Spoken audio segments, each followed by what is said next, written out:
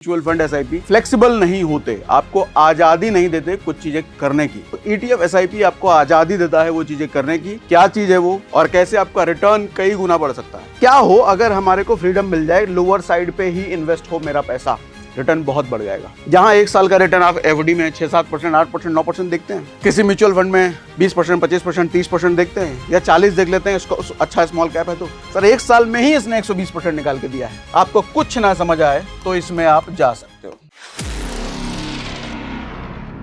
Mutual fund SIP versus ETF SIP. कुछ दिनों पहले हमने एक वीडियो करा था XIRR पर, तो उस पर कुछ कमेंट्स ऐसे आए थे कि डिफरेंस क्या है। हमने फ्लेक्सिबिलिटी की बात करी थी कि म्यूचुअल फंड एसआईपी फ्लेक्सिबल नहीं होते, आपको आज़ादी नहीं देते कुछ चीज़ें करने की। तो आज हम बात करेंगे वो ईटीएफ एसआईपी आपको आज़ादी देता है वो चीज़ें करने की। क्या चीज़ है वो और कैसे आपका रिटर्न कई गुना बढ़ सकता है। मतलब अगर आप कहते हो कि CAGR म्यूचुअल फंड में 15% के आसपास रहता है लॉन्ग टर्म में, तो अगर इस स्ट्रैटेजी पर ईटीएफ एसआईपी हम करते हैं, जो भी बात करने वाले हैं, तो शायद ये 15 नहीं, 20 नहीं, 25 नहीं, 30 भी जा सकता है और उससे ज़्यादा भी जा सकता है। ये डिपेंड करता है कि आप कितने ध्यान से इसको करते हैं। तो आज उस स्ट्रैटेजी पर भी हम बात करेंगे। और साथ में जब हम बात करेंगे कि भैया ईटीएफ एसआईपी बहुत सारे फायदे आपको देता है जो म्यूचुअल फंड एसआईपी नहीं देता है, तो आपका कमेंट में सवाल जरूर आएगा कि बेस्ट ईटीएफ कौन सा है। तो हम 3 बेस्ट ईटीएफ पर भी बात करेंगे इसी सेशन में, ठीक है। अच्छा, उससे पहले ये बता दूं कि ये चश्मा आपको थोड़ा काला दिख रहा होगा, ये मैंने स्टाइल मारने के लिए नहीं पहना है, ऐसा नहीं है। ये अंदर से बेसिकली ट्रांसपेरेंट ही है, लेकिन बाहर से ये थोड़ा ब्लैक दिखता है। तो आपको ये दिख रहा होगा कि सनग्लास टाइप है, लेकिन ये सनग्लास नहीं है, ट्रांसपेरेंट ग्लास है। बिल्कुल साफ साफ मुझे अंदर से दिखता है, थोड़ा स्टाइल भी हो जाएगा और क्या है ना, ठीक है ना। चलो अब बात करते हैं मुद्दे पर। पहले डिफरेंस बताता हूँ म्यूचुअल फंड एसआईपी और ईटीएफ एसआईपी में फर्क क्या है। म्यूचुअल फंड एसआईपी आपको कभी भी no buy on dip opportunity नहीं देता है। बाय ऑन डिप अपॉर्चुनिटी क्या होता है, ये आपको समझाने के लिए मैं जरा नोट ओपन कर लेता हूं।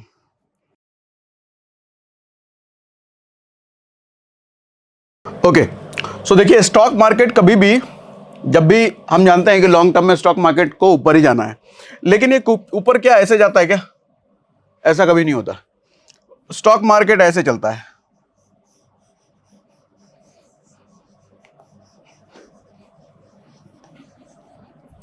इस पॉइंट से लेके उस पॉइंट तक गया जरूर, लेकिन बीच में कई बार ऊपर नीचे ऊपर नीचे ऊपर नीचे होता है, ये हम सब जानते हैं। बाय ऑन डिप अपॉर्चुनिटी मैंने बोला म्यूचुअल फंड में नहीं होता है। क्या होता है समझाता हूं। सर मान लो अगर आपका इन्वेस्टमेंट इस पॉइंट पर हो, इस पॉइंट पर हो, हर महीने जो आपका एसआईपी आप करते हो वो आप कुछ ऐसा कर पाओ कि सिर्फ और सिर्फ मार्केट जब लोएस्ट पॉइंट पर हो तभी आपका इन्वेस्टमेंट हो, यहां पर हो, यहां पर हो, यहां पर हो, यहां पर हो, तो आपको क्या लगता है रिटर्न वही रहेगा जो नॉर्मल म्यूचुअल फंड में मिलता है? म्यूचुअल रिटर्न कई गुना ज्यादा बढ़ जाएगा। अभी क्या होता है कि अभी जब आप कोई एसआईपी करते हो तो एसआईपी करने से पहले आपको डेट चुनना होता है, कौन सी डेट को आप अपना पैसा हर महीने कटवाना चाहते हो। मान लो आपने चुन लिया 10 तारीख, और 10 तारीख को हर महीने आपके बैंक से पैसा कट जाएगा। अच्छा, वो 10 तारीख हो सकता है कि इस महीने यहां पे पड़ा है, मतलब इस महीने मार्केट लोअर साइड है, लेकिन अगला महीना जब 10 तारीख आएगा हो सकता है मार्केट हायर साइड पे हो उस दिन। हो सकता है अगले महीने जब मार्केट अगला महीना जब 10 तारीख आए हो सकता है यहां पर हो, उसके अगला महीना जो हो सकता है यहां पर हो, उसका अगला महीना हो सकता है यहां पर हो। मतलब आपको नहीं पता कि हर महीने जो 10 तारीख को कटने वाला है पैसा, वो मार्केट किस पॉइंट पर रहेगा। आपका कोई कंट्रोल भी नहीं है, आप उसको हर महीने चेंज भी नहीं कर सकते। जिसकी वजह से होता क्या है, आपका पैसा किसी महीने अपर साइड पे, अपर साइड मतलब मार्केट जब ऑलरेडी प्राइस बढ़ा हुआ है तब इन्वेस्ट हो रहा है, कभी नीचे, कभी बीच में, कभी इधर उधर उधर उधर। तो जिसकी वजह से लॉन्ग टर्म में हम देखते हैं ऑन एन एवरेज जब बात करते हैं 15% के आसपास।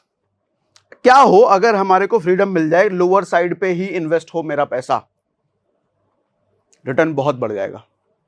अच्छा, स्टॉक मार्केट में लंबे समय में 2-2%, 3-3% भी अगर रिटर्न बढ़ रहा है ना, लंबा समय कहने का मतलब 20-25 साल, तो आप देखोगे कि आपका 1 करोड़ का इन्वेस्टमेंट 2 करोड़, 3 करोड़, 4 करोड़, इतना डिफरेंस पड़ जाता है अगर लंबे समय में इसको देखा जाए, 30 साल, 40 साल, 45 साल। हम क्या बात कर रहे हैं, 15% का CAGR 20 जा सकता है, 25 जा सकता है, 30 जा सकता है, उससे ऊपर भी जा सकता है। तो सोच के देखो, आप जो अगर 30 साल के लिए कोई इन्वेस्टमेंट कर रहे हो और 1 करोड़ की रिटर्न का एक्सपेक्टेशन है, शायद वो 1 ना 5 करोड़ हो, शायद 10 करोड़ हो, या उससे भी ज्यादा हो, अगर हम लो पर इन्वेस्ट करना सीख लें तो, जो कि म्यूचुअल फंड में नहीं हो सकता, ये सिर्फ ETF में हो सकता है। अच्छा, ETF आपको क्या आजादी देता है? ETF में ऑटोमेटिक SIP नहीं होता, हर महीने आपके बैंक से अपने आप कट जाए, ऐसा नहीं है, आपको ही हर महीने इन्वेस्ट करना पड़ेगा। ठीक है, मैनुअल SIP इसको समझ लो। अच्छा, जब हर महीने आपको इन्वेस्ट करना है तो आपकी मर्जी, 8 तारीख को करो, 10 तारीख को करो, 20 तारीख को करो, नहीं करना है मत करो, इस महीने करना ही नहीं करो, वो भी फ्रीडम है। 2 महीने नहीं करना है मत करो, कोई दिक्कत नहीं है। उधर नहीं कर सकते, उधर बाउंड हो, हर महीने करना ही करना है। अच्छा, अब कंसर्न ये है कि मुझे कैसे पता चलेगा मार्केट भैया लो पॉइंट पर है। देखो, ये तो नहीं हो सकता कि मार्केट का आपको सबसे लोवेस्ट पॉइंट पता चल जाए और इसी पॉइंट पर मैं इन्वेस्ट कर दूं, ऐसा नहीं हो सकता, ऐसा दुनिया में कोई भी नहीं जान सकता, कोई भी नहीं। लेकिन हमें यह पता चल सकता है कि मैं उसी दिन पैसा डालूंगा अपने फंड में, कोई भी ETF जब मैंने चुन लिया, अभी 3 का नाम लूंगा मैं, उसमें भी कर सकते हो, या उससे और भी अच्छा कोई आपको लगता है तो उसमें भी कर सकते हो आप। लेकिन ये आप चुन सकते हो कि आज मुझे इन्वेस्ट करना है या नहीं करना है। अगर आज मार्केट ऑलरेडी बढ़ा हुआ है, या जिस ETF में मैं जा रहा हूं उस ETF की कीमत ऑलरेडी प्लस में है, बढ़ा हुआ है आज, तो मैं उस दिन छोड़ सकता हूं, मैं उस दिन इन्वेस्ट नहीं करूंगा।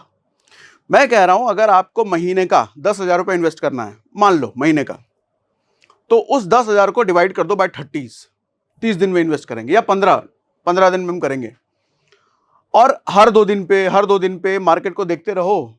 और मार्केट देखने का भी टाइम है 3 बजे के बाद, 3:30 बजे मार्केट क्लोज होता है, और ज्यादातर ETF आपको देखेंगे 3 से 3:30 के बाद डाउन होते हैं, ज्यादातर ETF मैक्सिमम डेज में। तो आप देखोगे जब मार्केट डाउन है, मतलब गिरा हुआ है ETF, उसी दिन हम एंट्री मारेंगे, उसी दिन हमारा पैसा लगेगा। बाकी अगर उठा हुआ है 3:30 के बाद, 3 के बाद अगर नहीं गिरा है, ऊपर उठ गया, तो उस दिन हम इन्वेस्ट नहीं करेंगे। ठीक है, इतना समझ में आ रहा है? बस इतना सा करना है। उन ETFs को आपको डेली बेसिस पे ट्रैक करना है, डेली बेसिस कर लो, वीकली बेसिस कर लो, वीक में एक बार आपको खोलना है और ट्रैक करना है। तो ये बाय ऑन डिप अपॉर्चुनिटी बहुत बड़ा रिटर्न जनरेट करके दे सकता है अगर हम ETF SIP में जाते हैं तो। चैलेंज क्या है, कुछ है बताता हूं।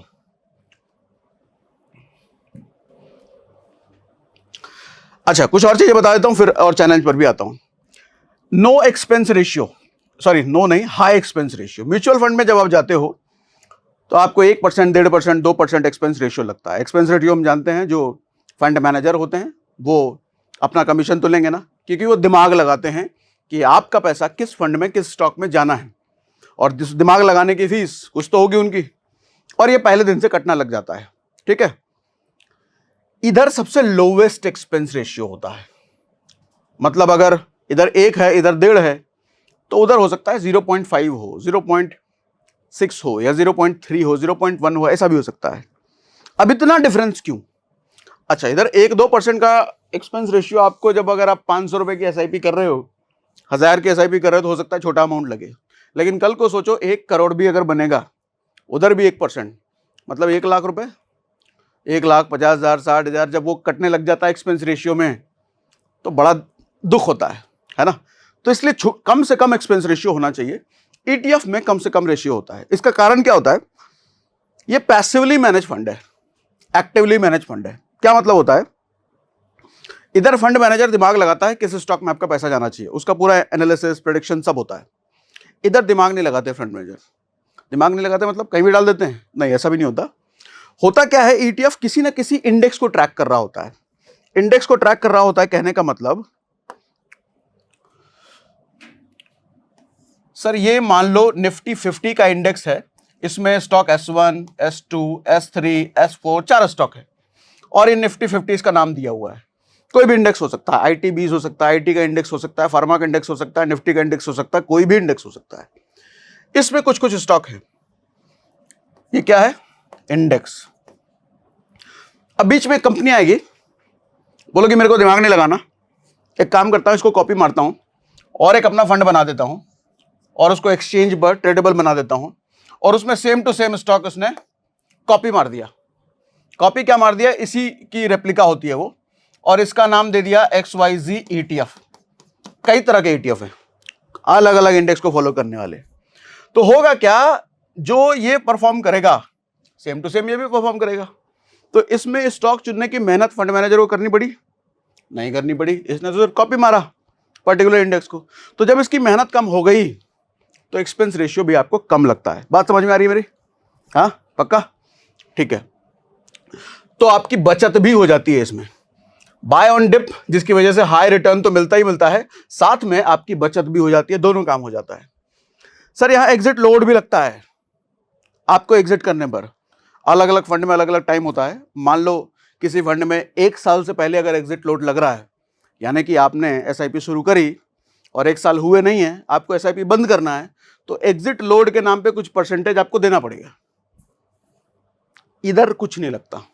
आज शुरू किया, अगले महीने बंद करो, कभी बंद करो, कुछ नहीं लगता है, मैनुअल एसआईपी है। ठीक है, तो एक बचत यहां भी हो गई। उसके बाद डे एंड पे प्राइस एंट्री होती है म्यूचुअल फंड में।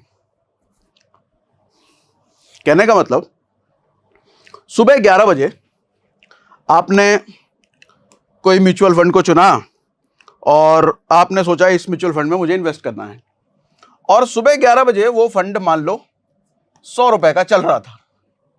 आपने इसी टाइम पे अपनी एसआईपी शुरू कर दी 1000 रुपए महीने की, जब ये 100 रुपए का चल रहा था।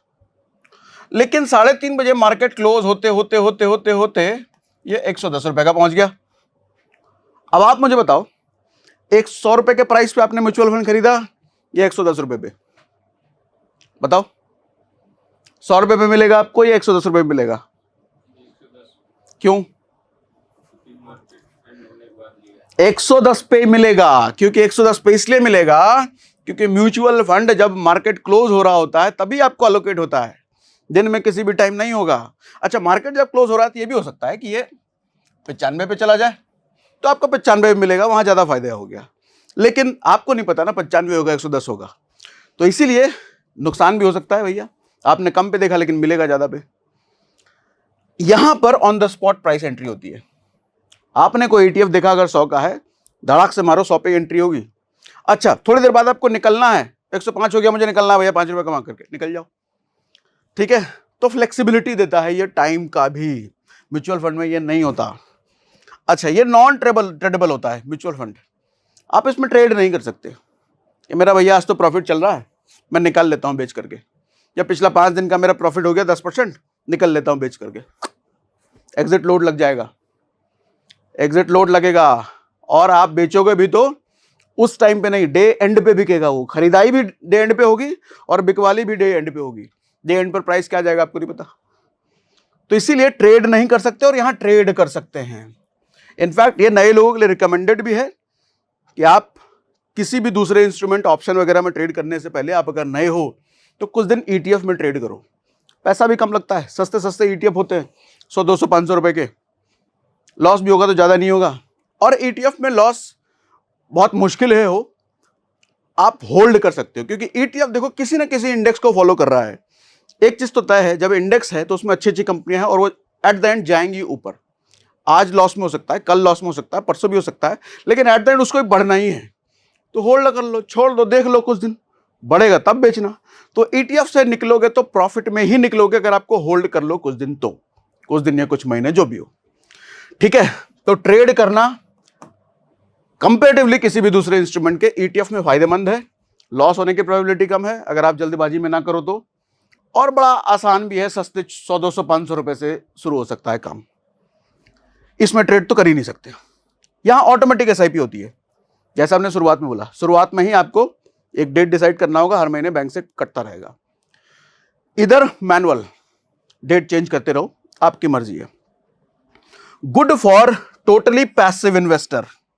म्यूचुअल फंड एसआईपी उनके लिए अच्छा है जो टोटली पैसिव इन्वेस्टर है। पैसिव इन्वेस्टर कहने का मतलब, मैं तो भैया अपना नौकरी पेशे में बिजी हूं, धंधे पानी में बिजी हूं, मुझे टाइम नहीं है स्टॉक मार्केट ऐप खोलने का, मुझे नहीं देखना, बस हर महीने मेरे बैंक से कटता चला जाए, मुझे इन चीज़ों में नहीं फंसना, मुझे अपना काम धंधे में लगे रहना है। तो उनके लिए म्यूचुअल फंड है भैया। उनको फिर एटीएफ में नहीं जाना चाहिए, बिल्कुल मत जाना। उनके लिए म्यूचुअल फंड में जाइए। थोड़ा महंगा पड़ेगा, ये थोड़ा रिटर्न भी कम पड़ सकता है, लेकिन ठीक है, आपको दिमाग नहीं लगाना ना, फंड मैनेजर का दिमाग लगेगा, तो आप इसमें आए। लेकिन आप अगर डेली बेसिस पे 3 से 3:30 के बीच ऐप खोल के देख सकते हैं, 3, 3:15 के आसपास, मैं 3 के बाद ही कह रहा हूँ, उसके पहले मत खोलना, उसके पहले ऊपर नीचे होता है। लेकिन जनरली ये देखा जाता है अगर गिरना होता है तो 3 बजे के बाद थोड़ा डिप आता है, तो 3 बजे के बाद खोल लो डेली। अगर डिप है 1% 2% गिरा हुआ है तो उस दिन पैसा डालो, 1-2% अगर नहीं गिरा है तो उस दिन मत डालो, छोड़ दो, ठीक है। तो इस तरीके से थोड़ा लिटिल बिट एक्टिव इन्वेस्टर अगर आप हो, एक्टिव रह सकते हो, 5-10 मिनट थोड़ा रोज का निकाल सकते हो, तो ETF में आइए, ज़्यादा रिटर्न मिल सकता है, ज़्यादा फ्लेक्सिबिलिटी मिल सकती है, ट्रेड करने की अपॉर्चुनिटी भी है, बहुत सारी अपॉर्चुनिटी खुल जाती है अगर 5-10 मिनट रोज का निकाल सकते हो। तो वो नहीं निकाल सकते तो आपको निश्चित इसी में आना चाहिए, इसी में आना चाहिए, ETF में मत जाइए। अब सवाल आएगा आपका कि भैया ETF ठीक है, कुछ बढ़िया ETF के नाम बताओ। तो मैं कुछ नाम तो बता देता हूं, इसको मेरा रिकमेंडेशन मत दीजिएगा कि भैया ये पैरामीटर है जिसके बेस्ट है। मुझे ठीक लगा कुछ पैरामीटर के बेस पे, वो पैरामीटर भी बता देता हूं, आप अपनी मर्जी देख लेना। आपको अगर कुछ और कोई और अच्छा लग रहा है तो उसमें कीजिए। कभी किसी से पूछकर किसी ने बोल दिया इस जगह इन्वेस्ट कर दो, वहां कर देना, बिल्कुल ऐसा मत करना, क्योंकि मैं जिस सोच से बता रहा हूं हो सकता है वो सोच आपकी ना हो, मेरी जो रिस्क टेकिंग कैपेबिलिटी है वो आपकी ना हो। तो कभी भी दूसरे का बताया हुआ इन्वेस्टमेंट नहीं लेना चाहिए। लेकिन किस पैरामीटर अगर मैं बता रहा हूं तो उस पैरामीटर को सुनकर आप सीख सकते हो कि मैंने क्या क्या पैरामीटर लिए। अब उसके बाद मैं आपको जरा ये बता देता हूं कि भैया कहां गया, कि कोई भी 3 बेस्ट ETF तो ही बताऊंगा, लेकिन 3 बेस्ट ETF चुनने से पहले या कोई भी बेस्ट ETF चुनने से पहले क्या क्या पैरामीटर होने चाहिए। एक स्लाइड मिसिंग हो गया लग रहा है, चलो कोई नहीं, मैं आपको नोट में ही बता देता हूं। हाँ आ तो गया, ये रहा। सबसे पहले देखना हाई वॉल्यूम होना चाहिए उस ATM में, ATM कहता हूं ETF में। क्या होता है ये, कोई भी ETF आप चुन रहे हो तो उसमें ये देखो खरीदने बेचने वालों की संख्या है कि नहीं है। मान लो ऐसे किसी मार्केट में आप चले गए अपना माल लेकर के, जिस मार्केट में कोई खरीदारी नहीं है, माल बिकेगा आपका। तो इसीलिए ऐसे मार्केट में जाओ जहां खरीदार हो, या आप अगर खरीदने गए हो तो बेचने वाला हो। तो इसको कहते हैं लिक्विडिटी, या इसको कहते हैं वॉल्यूम। वॉल्यूम लिखा हुआ आता है। मैं कहता हूं कोई भी ETF चुनना 20,000 से ज्यादा उसमें वॉल्यूम जरूर होना चाहिए। अगर कोई 20,000 का कम का वॉल्यूम है, मैं आपको पूरे ETF की लिस्ट भी दिखाने वाला हूं, भी पूरे स्टॉक मार्केट में कितने ETF हैं वो सब दिखाने वाला हूं। 100 से ज्यादा है, और कई सारे ऐसे हैं जो वॉल्यूम एकदम कम है, उधर नहीं फंसने का, दिखाऊंगा भी। तो वॉल्यूम 20,000 से ऊपर होना चाहिए कोई भी ETF चुनो, तो पहला क्राइटेरिया, ताकि कल को बेचने का मन हो तो कोई खरीदने वाला तो हो, ऐसा ना मुझे वेट करना पड़े, तुरंत बिक जाए मेरा, वैसा। उसके बाद होता है लो एक्सपेंस रेशियो होना चाहिए, ये भी देख लेना। नॉर्मली 0.05 या उससे नीचे, या मैं कहूं 0.07 या उससे नीचे हो तो अच्छा है, सस्ता है। उससे ऊपर फिर थोड़ा महंगा हो जाता है वो, ठीक है। लार्ज AUM होना चाहिए, एसेट अंडर मैनेजमेंट। कितना पैसा, कितना फंड इस ETF के पास है जो ये कंपनी मैनेज कर रही है, ये भी अच्छा खासा नंबर होना चाहिए। किसी के पास 2,000 करोड़, 1,000 करोड़, या ये भी बड़ा ही नंबर मैंने बोल दिया, उससे छोटा नंबर है, नहीं जाने का, भी दिखाऊंगा। और आपको स्क्रीन पर भी अभी दिखाऊंगा। स्क्रीन पर आप अपने ब्रोकर ऐप में कैसे देख सकते हो, कोई भी ब्रोकर ऐप में। उसके बाद होल्डिंग कंपनी जरूर देखना, किस किस कंपनीज में पैसा आपका जाने वाला है, ये दिखता है, वो जरूर देखना, ठीक है। कोई भी ETF चुनने से पहले ये पैरामीटर जरूर चेक कीजिएगा। अब आते हैं कौन से 3 ETF की हम बात करने वाले हैं। पहला ETF है CPSE ETF। CPSE का फुल फॉर्म है सेंट्रल पब्लिक सेक्टर एंटरप्राइजेस। साफ समझ में आ रहा है, सरकारी कंपनियां। मिनिस्ट्री ऑफ हेवी इंडस्ट्रीज, मतलब बड़ी बड़ी सरकारी कंपनियां इसके अंदर आती है। और आपको पता है कि पिछले कई सालों में मोदी जी ने तो कमाल कर ही दिया है। अब कुछ लोग आए कहेंगे अरे मोदी के फेवर में हो तुम, बात सच है, सच है। मोदी जी जब से आए हैं भैया, सरकारी कंपनियों की ग्रोथ तड़तड़ा गई है। और बड़ी बड़ी कंपनियों का आप देखोगे तो ग्रोथ तो अल्टीमेट दिया है, इतना दिया है कि प्राइवेट कंपनियां कहीं उसके आसपास भी नहीं है। और ये CPSE ETF ने, इसका डेटा है सर 1 साल के अंदर 120%, 5 साल का डेटा है लगभग 200 से ज्यादा %, यानी कि 5 साल में आपका पैसा 4 गुना से ऊपर करके दिया है इसने। कौन सा इंस्ट्रूमेंट दे रहा है? सरकारी कंपनियां सारी की सारी। अच्छा, जहां सरकारी कंपनियां हैं वो कौन सी आ जाती है? भरोसा। देश की सरकारी कंपनियां कहां जाएगी भैया? बंद होने की भाग जाएगी, कुछ वो सब प्रोबेबिलिटी नहीं है, या है भी तो बहुत कम है। तो सरकारी कंपनियों वैसे भी हमारा ज्यादा भरोसा होता है। तो सीपीएसई की खासियत यह है कि सारी बड़ी बड़ी लार्ज पब्लिक सेक्टर कंपनियां हैं इसके अंदर, और रिटर्न भी पास्ट रिटर्न हम जब देखते हैं, पिछले एक साल का तगड़ा रिटर्न है 120%। जहां एक साल का रिटर्न आप एफडी में 6-7%, 8%, 9% देखते हैं, किसी म्यूचुअल फंड में 20%, 25%, 30% देखते हैं, या 40 देख लेते हैं, इसको अच्छा स्मॉल कैप है तो। सर एक साल में ही इसने 120% निकाल के दिया है। हालांकि एक बात ये जरूर समझ लीजिए कि 120% पिछले साल अगर निकाल के दिया है या एक साल में निकाल के दिया है तो जरूरी नहीं है कि अगला साल भी ऐसा हो। अगर ऐसा होता तो 5 साल में 231% नहीं होता, 5 साल में ये 600% हो जाता। नहीं, ऐसा नहीं हुआ ना, तो ऐसा नहीं होता। लेकिन समझने के लिए अच्छा रिटर्न एक साल में निकाल के दिया है, 5 साल का रिटर्न भी अच्छा है, बहुत अच्छा है। वॉल्यूम अगर देखा जाए तो इसमें 68 लाख वॉल्यूम है। मैंने क्या बोला था, कितना था वॉल्यूम? कितना होना चाहिए? कितना होना चाहिए? भूल गए इतनी जल्दी? 20,000 से ऊपर वॉल्यूम होना चाहिए, और यहां तो 68 लाख है, मतलब बहुत अच्छा वॉल्यूम है, लोग हैं यहां पर। ठीक है। एयूएम 39,000 करोड़ का एयूएम है, मतलब 39,000 करोड़ ये मैनेज कर रहे हैं, इतना फंड इनके पास है, ये भी बड़ा नंबर है। एक्सपेंस रेशियो 0.05, मतलब बहुत बढ़िया है भैया। होल्डिंग कंपनीज अभी मोबाइल की स्क्रीन पर आपको दिखाऊंगा कौन कौन सी कंपनीज इसके अंदर आती हैं, कौन कौन सी वो बड़ी सरकारी कंपनी हैं। ठीक है। तो इसके हिसाब से ये सब पैरामीटर जब मैंने देखा तो मुझे लगा ये अच्छा ईटीएफ है, इसलिए मैंने इस पर बात करी। अगला ईटीएफ है, किधर गया? जूनियर बीज। ये जूनियर बीज का मतलब सीनियर बीज, जूनियर बीज, खैर सीनियर बीज तो नहीं है, जूनियर बीज है। जूनियर बीज बड़ा इंटरेस्टिंग है, जरा ध्यान से समझिएगा। ये निपॉन इंडिया कंपनी है, उसके द्वारा बनाया हुआ है, और यहां देखना क्या लिखा है, निफ्टी नेक्स्ट 50। तो यानी कि निफ्टी की जब हम बात करते हैं, निफ्टी, इसमें भैया 50 कंपनियां हैं, S1, S2, S3, टॉप की 50 कंपनियां, टॉप की, भारत के स्टॉक मार्केट की टॉप की कंपनियां। लेकिन निफ्टी नेक्स्ट 50 की जब हम बात कर रहे हैं, इसके बाहर जो 50 कंपनियां हैं, मतलब इस रेस में ठीक पीछे, जब इनका परफॉर्मेंस खराब होगा तो इनमें से निकल के कोई इसमें जाएगा, इन 50 में से निकल के कोई इसमें जाएगा। यानी कि ये जो सबसे बड़ी कंपनियां हैं उनके पीछे जो कतार में है, जो सबसे बड़ी बनने वाली हैं, जो उसके लिस्ट में आने वाली हैं, तो एक चीज समझिएगा, उनका परफॉर्मेंस अगर तेज नहीं होगा, फास्ट नहीं होगा, ज्यादा रिटर्न देने वाला नहीं होगा, तो वो कभी इस लिस्ट में आएंगे नहीं। तो इनको परफॉर्म करना इनकी मजबूरी है इस लिस्ट में आने के लिए। और पिछला डेटा भी अगर आप देखें तो इन्होंने ज्यादा रिटर्न दिया है कंपैरेटिवली इनके, है ना।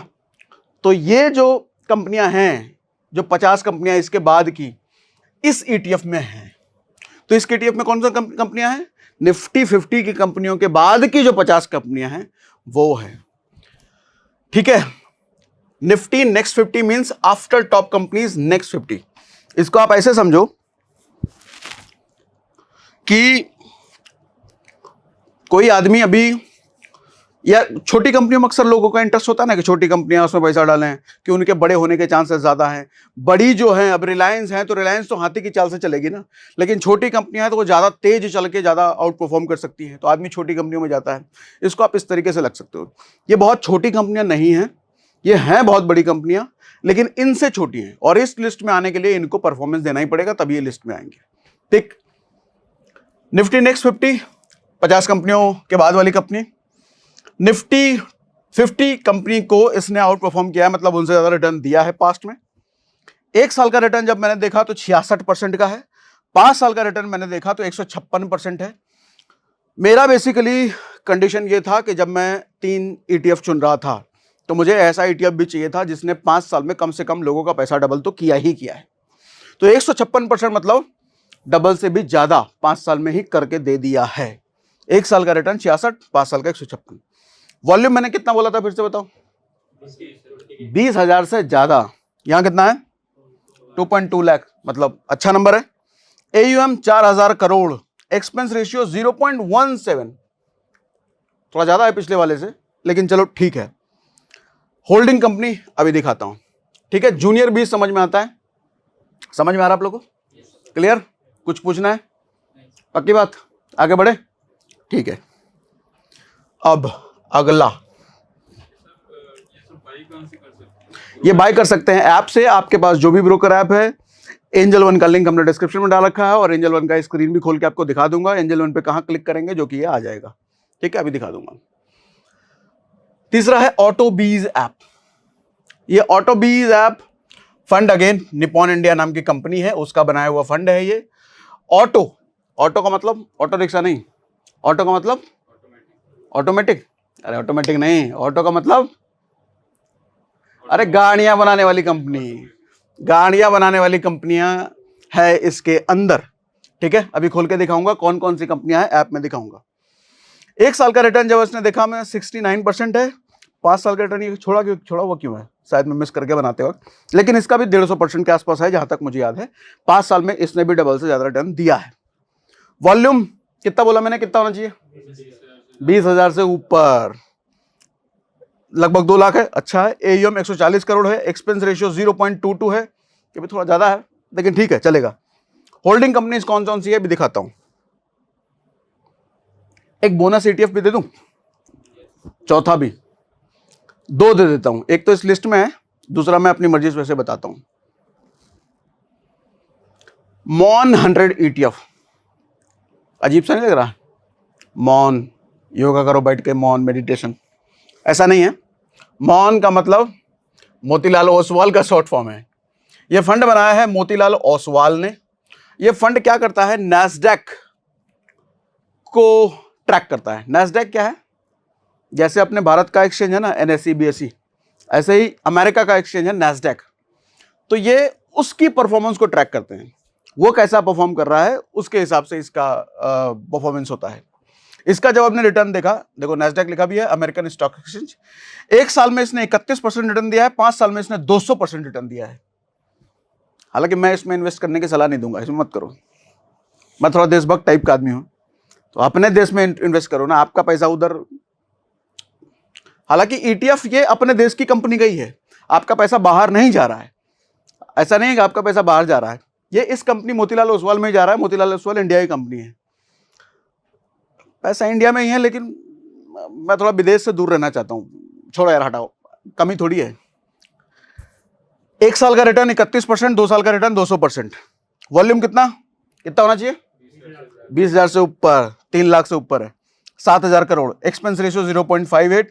होल्डिंग कंपनी, इसमें कोई होल्डिंग कंपनी नहीं है क्योंकि ये एक्सचेंज को ट्रैक कर रहा है। हाँ, इसका ज्यादा है, इसका ज्यादा है। नहीं, रिस्क ऐसा नहीं है कि एक्सपेंस रेशियो पर रिस्क है, ऐसा कुछ नहीं है। विदेशी चीज को ट्रैक कर रहा है तो इस वजह से शायद हो कुछ। अच्छा, ऑल एक्टिव ETF आप देख सकते हो इस लिंक पर, अभी खोल के दिखाता हूं, लेकिन एक और ETF बता देता हूं उससे पहले। ये तो ऑल टाइम वाला ETF है, आपको कुछ ना समझ आए तो इसमें आप जा सकते हो। निफ्टी बीज, ये भी निपॉन कंपनी का ही बनाया हुआ ETF है। ये अपने निफ्टी के टॉप 50 कंपनियों को ट्रैक करता है। अपने निफ्टी में जो टॉप की 50 कंपनियां इंडेक्स में हैं उनको ये ट्रैक कर रहा है। वो गिरेंगे तो ये भी गिरेगा, वो बढ़ेंगे तो ये भी बढ़ेंगे, और हमको पता है भैया अपने भारत का इंडेक्स है तो बढ़ना तो है ही। तो लॉन्ग टर्म में आप चाहो, ज्यादा कुछ समझ में नहीं आता है तो इसको भी चुन सकते हो, ठीक है। अच्छा, सारे एक्टिव ETF, इसको जरा खोल के आपको दिखा देता हूं। आपको कुछ नहीं करना है, गूगल में लिखना ऑल एक्टिव ETF, इतना लिख देना, आप यहीं पर आ जाओगे NSE की वेबसाइट पर। लिंक कई सारे आएंगे लेकिन NSE का जो है, NSE इंडिया, उस पर आ जाना। इसमें देखो सर पूरी लिस्ट है ETF की, भरे पड़े ETF है, सारे के सारे ETF हैं। देखो ऊपर लिख के भी आ रहा है ना, all exchange traded fund. ETF का फुल फॉर्म होता है एक्सचेंज ट्रेडेड फंड, जो फंड ट्रेड हो रही हो एक्सचेंज पर। तो कई सारे हैं, एक लाइन से है। इनकी प्राइसिंग 197 रुपए, 91 रुपए, 90 रुपए, 9 रुपए, ये वो। लेकिन हमारे को सबसे मोस्ट इंपॉर्टेंट फैक्टर क्या देखना है? वॉल्यूम। वो ETF बड़ा होना चाहिए। अब चूंकि ETF किसी न किसी इंडेक्स पर को ट्रैक कर रहा है तो ETF बढ़ना ही है। ETF लॉन्ग टर्म में बढ़ना ही है, ये समझ में आता है, लेकिन वो ETF खत्म ना हो जाए, बंद ना हो जाए। हालांकि आपके पैसे पर रिस्क नहीं होता, सेबी के उतने नॉर्म्स, रूल्स, गाइडलाइंस हैं, कल को बंद भी होने वाली होगी कोई ETF की कंपनी, तो आपका पैसा बिल्कुल सेफ है, उसके लिए निश्चिंत रहो। लेकिन उस चीज में जाना ही क्यों, कोई छोटी मोटी कंपनी पकड़नी ही क्यों, अच्छी बड़ी कंपनी का फंड पकड़े ना, जिसमें लोग हैं, जिसमें बाइंग सेलिंग हो रही है। तो उसके लिए सबसे पहला फिल्टर वॉल्यूम का फिल्टर है। इस फिल्टर को लगा दो, इस पर क्लिक कर दो, ये नीचे से आ गया। मतलब देखो ऐसे ऐसे ETF भी हैं और बड़ी बड़ी कंपनियों के ETF हैं। ICICI प्रू का कोई ETF है, ये कितना वॉल्यूम है देखो 60, ये 60,000 नहीं है, ये सिर्फ 60 है, 60 ही है इसका। बड़ी बड़ी कंपनियों के वॉल्यूम देखो कितना कम कम कम कम। तो ये सब तो अपने को देखना ही नहीं है, इसमें जाना ही नहीं है, मुझे जाना है बड़े वाले में। अब बड़े वाले एक और बात में जब क्लिक करूंगा तो ये शॉर्ट हो जाएगा लार्ज टू स्मॉल। अभी स्मॉल टू लार्ज है ये, तो जैसे जैसे नीचे जाएंगे बड़ा होता चला जाएगा। अभी इसको हम उल्टा कर देते हैं। हाँ, जब बड़ा किया तो देखो कितना बड़ा आ रहा है, 62,32,000, इतना बड़ा वॉल्यूम भी है। और ये कौन सी कंपनी का, निफ्टी ITTRI, मतलब इसमें IT कंपनियां होती है। ETF कई सारे अच्छे हैं, ऐसा नहीं कि 3 बोल दिया बेस्ट, तो ये 3 ही बेस्ट हैं, बहुत सारे अच्छे हैं। आप इनके बारे में गूगल कर सकते हो, पढ़ सकते हो वॉल्यूम के बेस पे। अब वॉल्यूम इतना बड़ा है तब तो ETF में कुछ है, तब तो इतने लोग कहाँ से आ जाएंगे। तो इन ETF के बारे में आप पढ़ सकते हो, एक्सप्लोर कर सकते हो, कई सारे। ठीक है, volume is most important factor. और इसमें कोई सवाल, कुछ कंसर्न हो तो बताओ। अभी मैं ऐप में दिखा दूं, खोल के दिखा दूं, ठीक है। हाँ बताओ। मान लीजिए जैसे किसी का प्रॉफिट अच्छा है, जो रिटर्न बता रहे हैं वो अच्छा है, 1 साल में 100% मान लीजिए। हाँ। पर उसका जो वॉल्यूम है वो 19,800 या 21,200, 21,800, ठीक है, तो मतलब 20,000 के ऊपर ही है वो, पर बहुत कम मार्जिन है। अच्छा ये देखो, ये कह रहे हैं, आप लोग को नहीं समझ में आया तो इनका सवाल क्या है कि ये कह रहे हैं कोई रिटर्न बहुत अच्छा दिया है, 100-150% दिया 1 साल में, और 19,800 वॉल्यूम है, 19,900 वॉल्यूम, आप ये कह रहे हो। तो ऐसा कोई हार्ड एंड फास्ट रूल नहीं है कि 20,000 से ऊपर होना ही चाहिए। ये तो मैंने बनाया है, मुझे ऐसा लगता है कि 20,000 से ऊपर होना चाहिए। लोग तो 10,000 वाले में भी ट्रेड कर रहे होंगे, तभी तो है लोग ना। 500 भी कोई है, उसमें भी लोग तो होंगे ही ना। लेकिन मैं कह रहा हूँ फॉर द सेफर साइड, अपने को सेफ रहना है, रिस्क नहीं चाहिए। तो 20,000 वाला से ऊपर, आप 19,000 भी चुनो, 17 भी चुनो, 18 भी चुनो, कोई दिक्कत नहीं है। ठीक, क्लियर। अच्छा, ज्यादा रिटर्न अगर किसी ने दिया है तो ये भी देखना किस तरह की कंपनी है, उसके अंदर किस तरह के ETF हैं। कई बार रिटर्न ज्यादा देने वाला ETF या रिटर्न ज्यादा देने वाला इंस्ट्रूमेंट जरूर नहीं है अच्छा हो। तो आपको अंदर की कंपनी जरूर चुननी है, अंदर की कंपनी थोड़ी ठीक ठाक होनी चाहिए। ठीक है, क्लियर, समझ आ रहा है, पक्का, ठीक है। अब मोबाइल की स्क्रीन पे शेयर कर देता हूं, दिखाता हूं।